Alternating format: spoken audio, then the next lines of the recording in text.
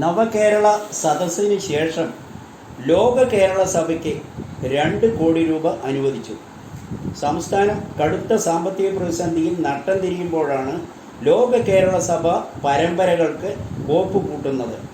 ലോക കേരള സഭ ധൂർത്താണെന്ന പ്രതിപക്ഷ ആരോപണം ശക്തമാകുമ്പോഴാണ് സഭയുടെ 4ാം സമ്മേളനത്തിനായി സർക്കാർ 2 കോടി രൂപ വിലയിരുത്തിയിരിക്കുന്നത്.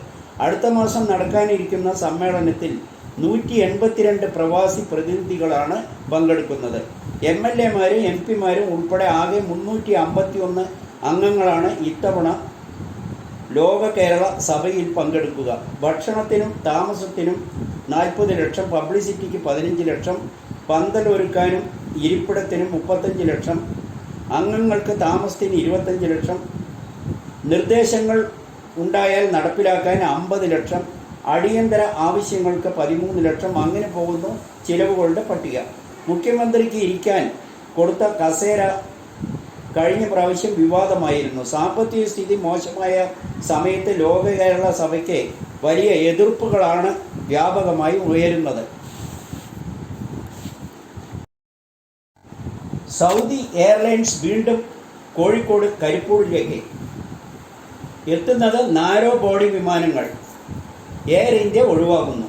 2015 കരിപ്പൂർ വിട്ട സൗദി എയർലൈൻസ് മടങ്ങി വീണ്ടും എത്തുകയാണ്. ഒക്ടോബർ 27 മുതൽ സർവീസ് നടത്താനാണ് നീക്കം. ആഴ്ചയിൽ 7 സർവീസുകൾ നടത്താനാണ് പദ്ധതി. കോഴിക്കോട് ജിദ്ദ, കോഴിക്കോട് റിയാദ് സെക്ടറിലാണിത്. ജിദ്ദയിലേക്ക് ആഴ്ചയിൽ 4ഉം റിയാദിലേക്ക് ആഴ്ചയിൽ 3ഉം സർവീസുകൾ ഉണ്ടാവും. നവംബർ അവസാനത്തോടെ സർവീസുകൾ 11 വരെ ഉയർത്താനും പദ്ധതി ഉണ്ടെന്നാണ് അറിയുന്നത്. കോടി ഈ വിഭാഗത്തിൽപ്പെട്ട വിമാനങ്ങളായിരിക്കും സർവീസുകൾ ഉപയോഗിക്കുക. 36 ബിസിനസ് ക്ലാസ് സീറ്റുകളും 298 എക്കണോമി സീറ്റുകളുമാണ് ഉണ്ടാവുക. നിലവിൽ ബാംഗ്ലൂർ, ചെന്നൈ, കൊച്ചി, മുംബൈ, തിരുവനന്തപുരം, ഡൽഹി, ഹൈദരാബാദ്, ലക്നൗ വിമാനത്താവളങ്ങൾക്ക് സൗദി സർവീസുകൾ ഇപ്പോൾ നടത്തി വരുന്നുണ്ട്. 2015 റൺവേ നവീകരണത്തിൻ്റെ ഭാഗമായി വലിയ വിമാനങ്ങൾക്ക് നിയന്ത്രണം വന്നതാണ് സൗദി വിമാനങ്ങൾ കോഴിക്കോട് വിടാൻ കാരണമായത്. തുടർന്ന് 2020 വിമാന അപകടം ഉണ്ടായതോടെ വലിയ വിമാനങ്ങൾക്ക് വിലക്ക് ഏർപ്പെടുത്തിയിരുന്നു.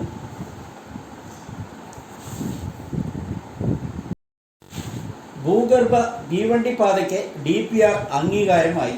വിഴിഞ്ഞം തുറമുഖത്തിൻ്റെ ബാലരാമപുരം റെയിൽവേ സ്റ്റേഷനുമായി ബന്ധിപ്പിക്കുന്ന ഭൂഗർഭ തീവണ്ടി പാതയുടെ പദ്ധതി രേഖയ്ക്ക് DPR അംഗീകാരമായി. ചരക്കു നീക്കത്തിന് വിഴിഞ്ഞം മുതൽ ബാലരാമപുരം വരെ 10.76 കിലോമീറ്റർ ദൂരം വരുന്ന തീവണ്ടിപ്പാതയ്ക്കാണ് ചീഫ് സെക്രട്ടറി ഡോക്ടർ വേണു അധ്യക്ഷനായ നിർവ്വഹണ സമിതി അംഗീകാരം നൽകിയത്. തീവണ്ടിപ്പാതയുടെ 9.5 കിലോമീറ്റർ ദൂരവും ഭൂഗർഭപാതയാവും വിഭാവനം ചെയ്യുന്നത്. 1400 കോടി രൂപയാണ് ചെലവ് വരുന്നത്. പദ്ധതിയുടെ നിർമ്മാണ ചുമതല കൊങ്കൺ റെയിൽവേ കോർപ്പറേഷനാണ്. ഇതിന്റെ ഭാഗമായി ബാലരാമപുരം റെയിൽവേ സ്റ്റേഷനും നവീകരണം ഉണ്ടാകുമെന്നും അധികൃതർ അറിയിച്ചു. ജിയോ മുൻപന്തിയിൽ, BSNL അവസാനം. ഇന്ത്യയിലെ വളരെ പ്രധാനപ്പെട്ട 2 ടെലികോം കമ്പനികളാണ് മുകേഷ് അംബാനിയുടെ ഉടമസ്ഥതയിലുള്ള റിലയൻസിൻ്റെ ജിയോയും സർക്കാരിൻ്റെ BSNL.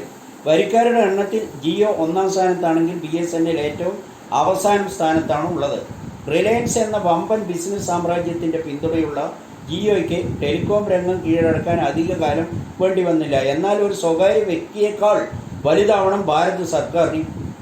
ഇപ്പോഴും 4Gക്കായി പാടുപെടുകയാണ് BSNL. അപ്പോഴും പ്രധാനമന്ത്രി പറയുന്നത് ലോകത്തിൽ ഇന്ത്യ 5ാം സ്ഥാനത്താണെന്നാണ്. ഇപ്പോഴും ജിയോ 7 അയലത്ത് പോലും BSNL എത്താനായിട്ടില്ല. എല്ലാം വിറ്റ് തുലയ്ക്കുകയാണ് കേന്ദ്ര സർക്കാരെന്ന് പ്രതിപക്ഷം ആരോപിച്ചു വരുന്നു.